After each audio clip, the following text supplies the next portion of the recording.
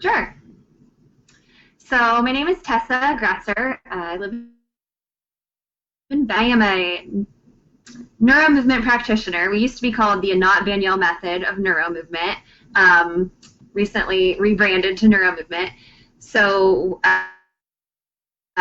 is I think that the easiest way to explain it is that it is a more brain-based alternative to physical, and really, it is an alternative to physical therapy. That's the easiest way to compare it that people know. But it's a learning mechanism that uses movement to communicate with them. So I work with really everyone. I work with all types of children. My son has cerebral palsy. He was a 9-year-old daughter that had a stroke when she was born. So we found NeuroMovement because we were doing every therapy imaginable. There were weeks where we would have 23 to 25 appointments. Physical therapy, speech therapy, developmental therapy. He's deaf, so we had, everything.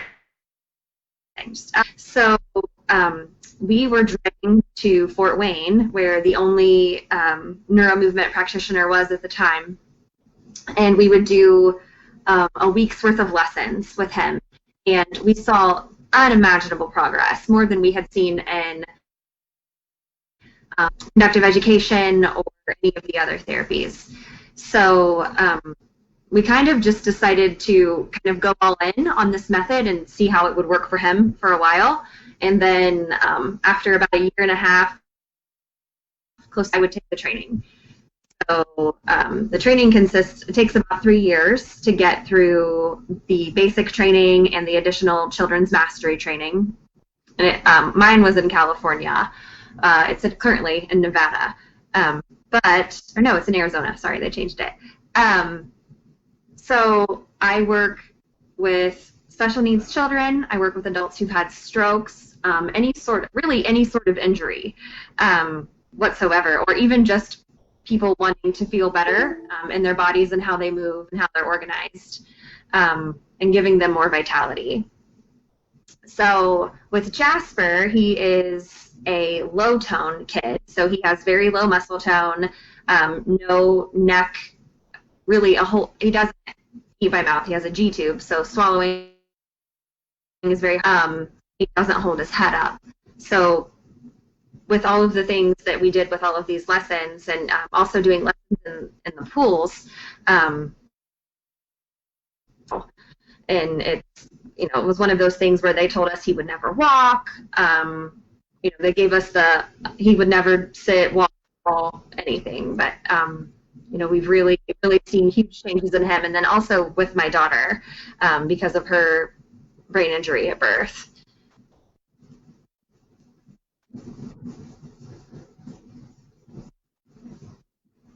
So, no, you're all right. I can keep going if you want me to. Sure.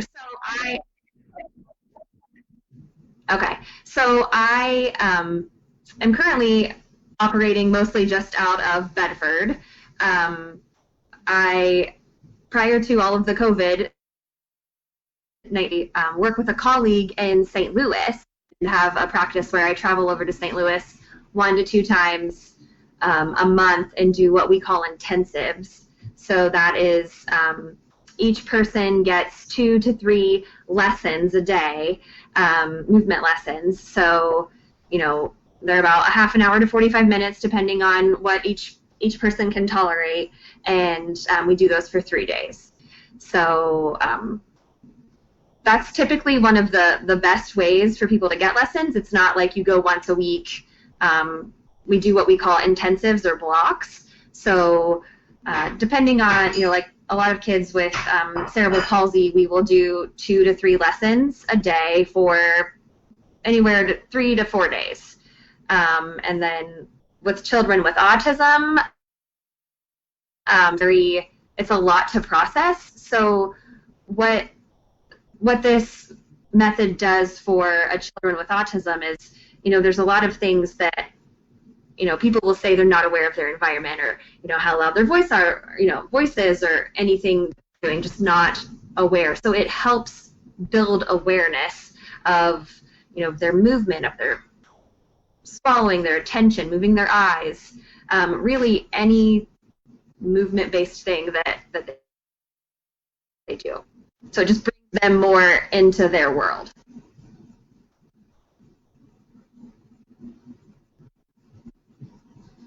Currently, I am.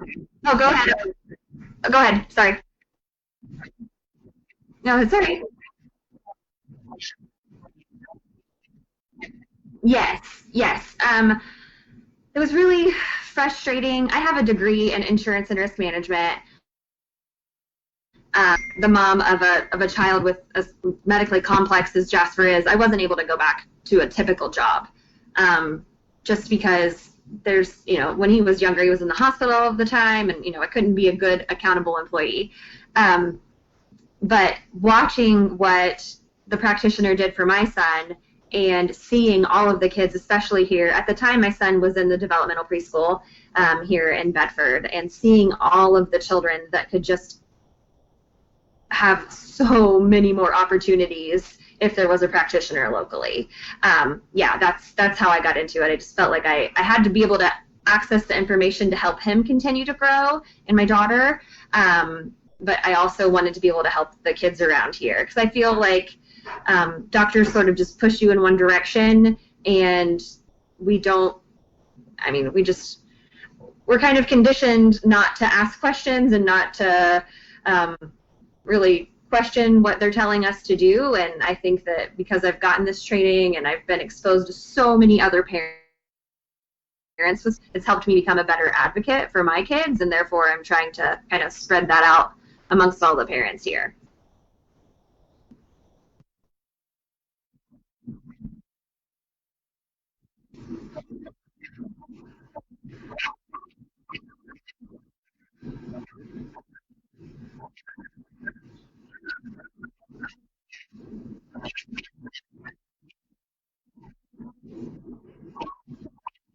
Yes, and I am so thankful that you have this going, and I would love to be able to contribute any way I can. I think that, I've spoke with some parents who have, older children that they care for, and they don't even know the resources. And I feel like our community we've really dropped the ball on helping each other as parents of special needs kids.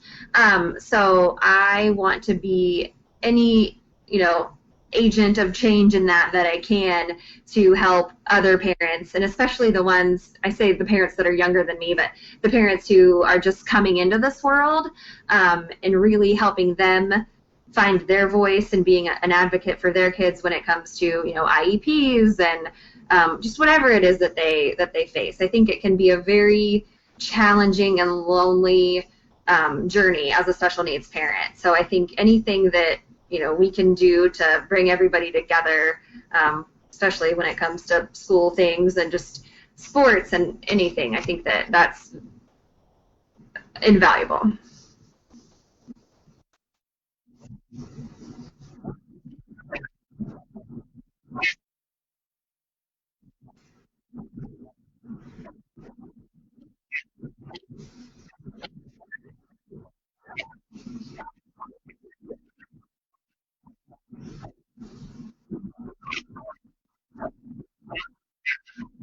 Oh yeah, that blows my mind. No, I just said it blows my mind that that families don't know what the waiver contains, what they can get, what they have access to, and and especially even when it comes to the school, like what their rights are when it comes to getting a proper education and making sure that their kids have equal opportunities and just opportunities in general.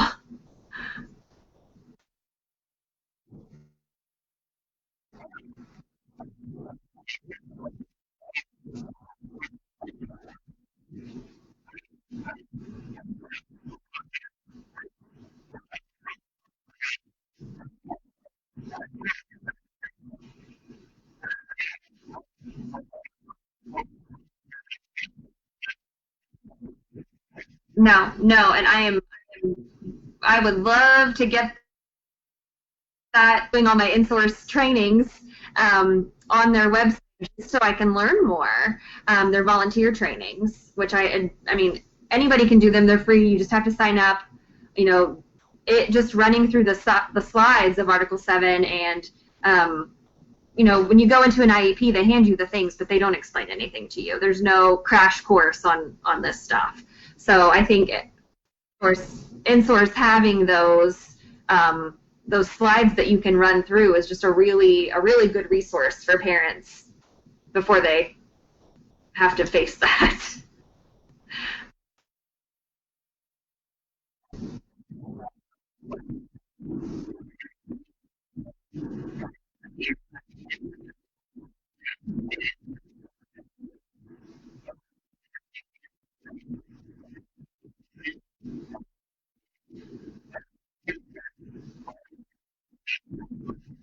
Yeah, and it's, yes, I have a whole theory on that. They don't want us to know those things because then we will ask for more things. So I think that it's, and families up with other families that can be an advocate for each other to know kind of what they're going into.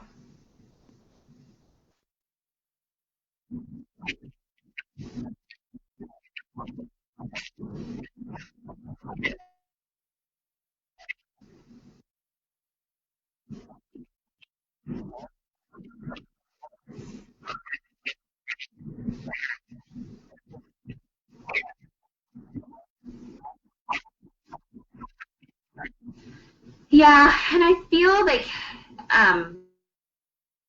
stuff here, I guess, from you guys in Lawrence County. You know, we've had such turmoil in our community about the changes in the system with, you know, eliminating some schools.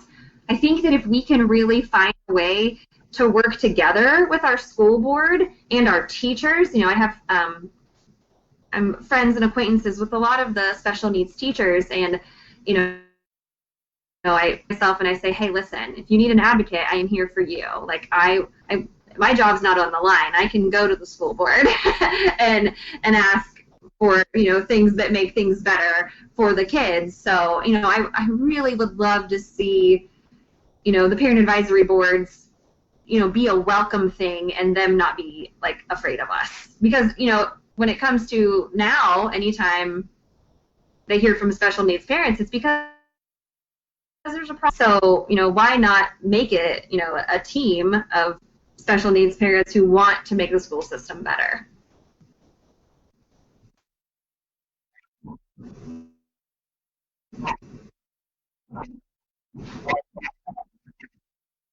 Yeah, I'm with you.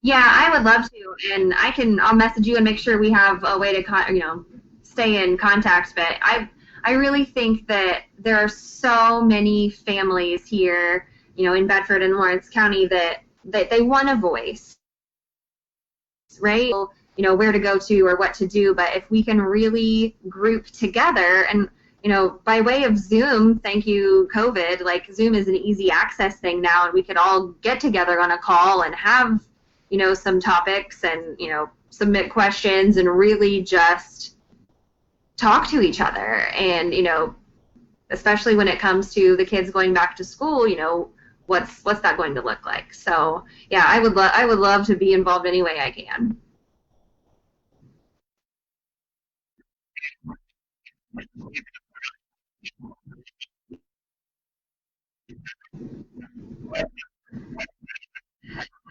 Yeah, well, and I think it, you know, it makes a difference when you have kids who are at a higher risk. which, a lot of the self-contained classrooms have children with, multiple complex disabilities, and their exposure would be, exposing them would be bad. So I think that it's their education is going to look different, and I think we as parents really have to keep them head on with, okay, so what does that mean? Are you sending someone to work with my son at my school or at my house? Or is he just not going to get an education? He can't do distance learning. He's not. So kind of thinking ahead of what our children's needs are individually and being prepared to ask for that is something we all really need to start looking into.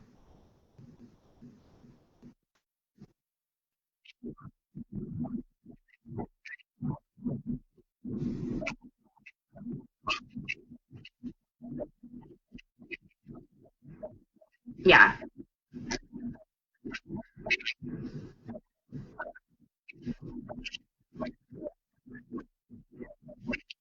No, I think, yeah.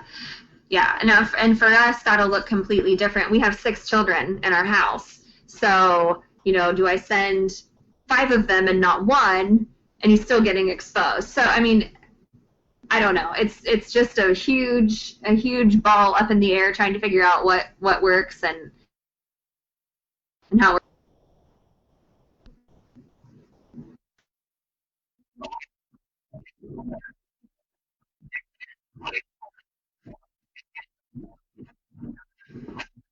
Yeah. So something that has really it works for me and for my family is that I always kind of worst case scenario what's coming, and I make plans for that. That if for some reason Jasper can't go back to school, what does it look like? And then I can work my way back from anything.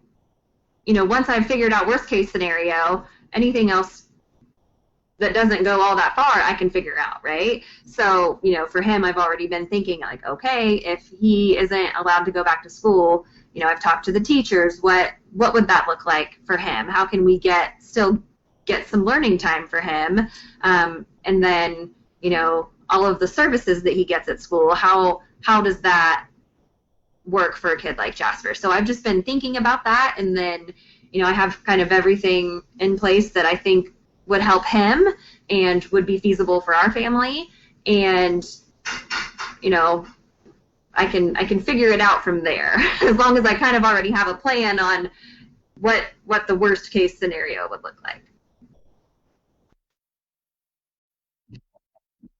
Yeah, that adapting is the key. I think in survival, when you're a special needs parent, you have to really be able to have flexible goals, which is one of the main components. It's one of the principles of the work that I do, is having a flexible goal, and it just changes everything. It changes how your outlook on everything and how you can adapt and just make the best of what you're shooting for.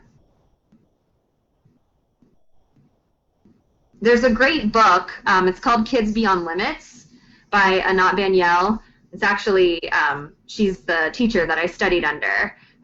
She's brilliant. Her website is a little tricky sometimes, but she has a lot of great YouTube videos, especially with kids with autism and cerebral palsy and all sorts of stuff. But it's called the adult book is called Move Into Life, and the book for children is Kids Beyond Limits.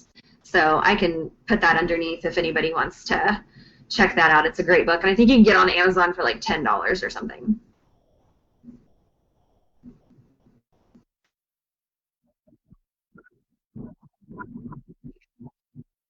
Okay, great.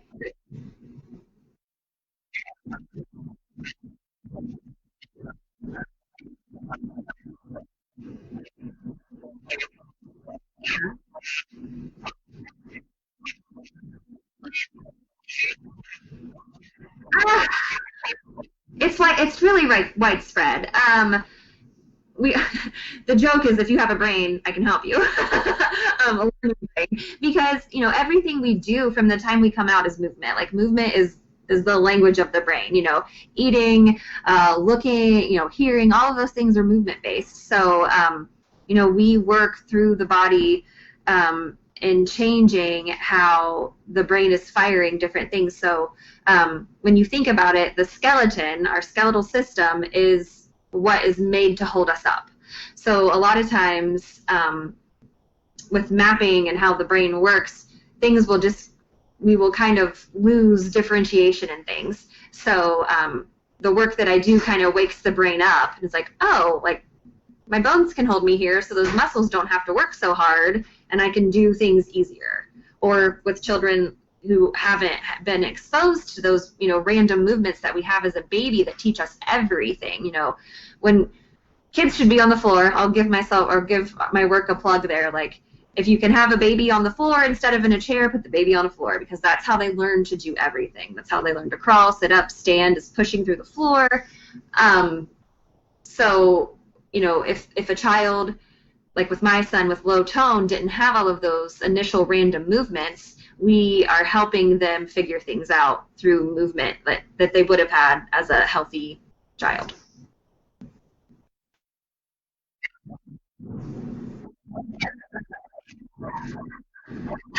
Well,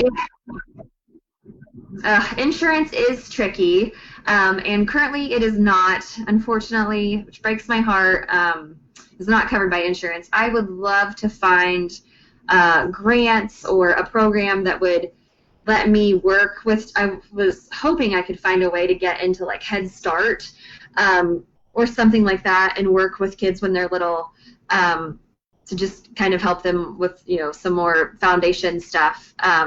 But as of right now, it is self-pay, and depending on, so when I'm in St. Louis, my rates are $75 per lesson, and that just kind of depending on how many lessons and stuff like that. But I would love to find a way to make it more accessible for families. So if you ever see grants or anything like that, I would love to find a way. I know a lot of Elks clubs, United Children's Healthcare has a fund that families can apply for that will cover NeuroMovement. But like I said, Elks clubs, and there are other like fraternal organizations that offer scholarships for families to use towards things that aren't covered by insurance. So I've had a lot of kids be able to get lessons because their family have found those resources.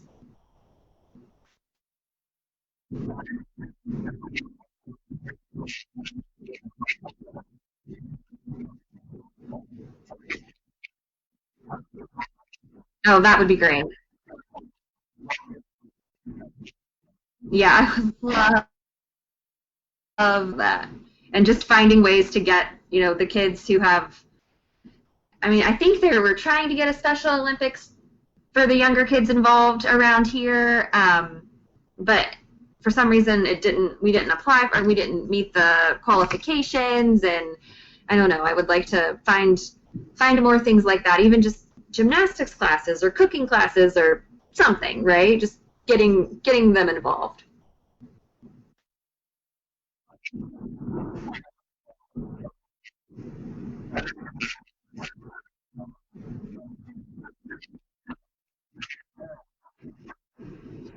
Oh, wow.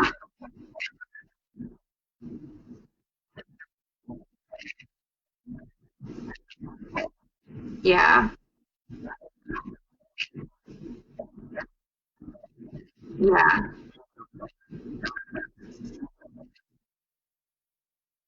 Here we go again, right? Oh, sorry.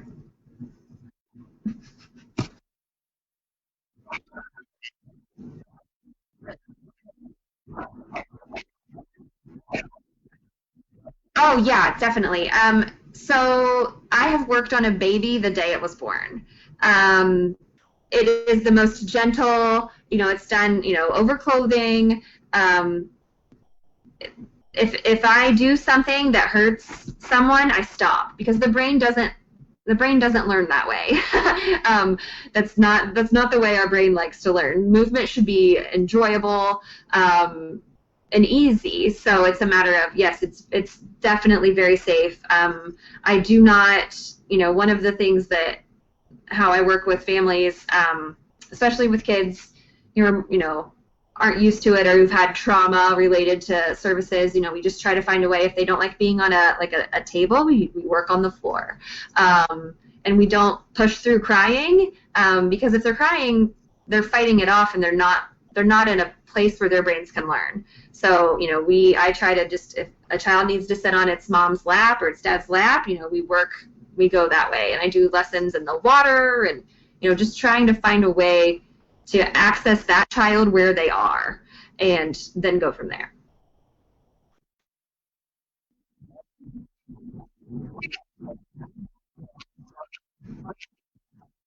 Oh no. Oh yeah. They should they should be able to enjoy it, and be content and happy and feel good. And something that we try, another one of the essentials of my work, is what we call the learning switch. So we want the child to kind of have those aha moments, and a lot of times we don't necessarily be like, oh look, Johnny, you're standing up for the first time. We just let them feel it, and let it be more of an organic feeling, and let their brains kind of process everything that is happening without naming it, so that it's repeatable for them without having to try to go through all of this, do this step and do this step. It's a really natural thing for them.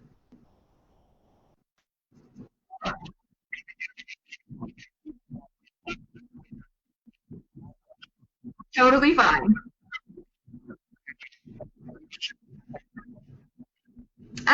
No, I don't think so. I encourage parents to, reach out to parents if you see them with a special needs kid, and just try to be there for them, and kind of, let's just all support one another. And I think that needs to be where we start, and then everything else will grow from there.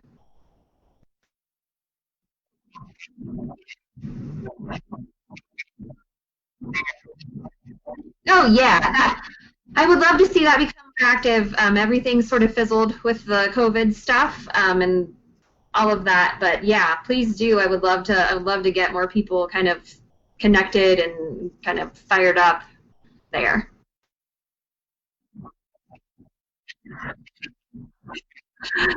No, I'm so glad. We've had some medical things come up with my son, since March, the greatest time to have really bad medical stuff. So I haven't been able to really hop on there and kind of rally everybody like I would like, but no, I appreciate it. Thank you for sharing stuff.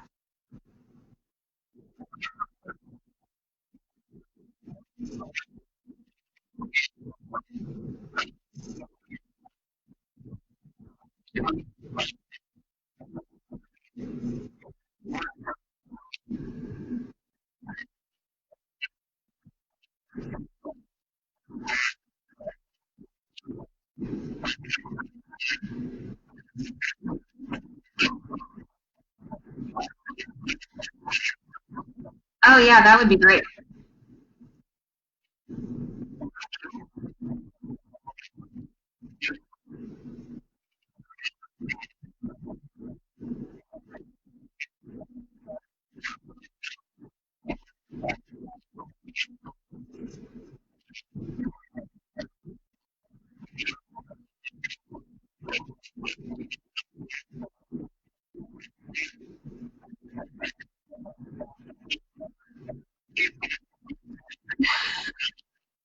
Thank you. Bye, Patrick.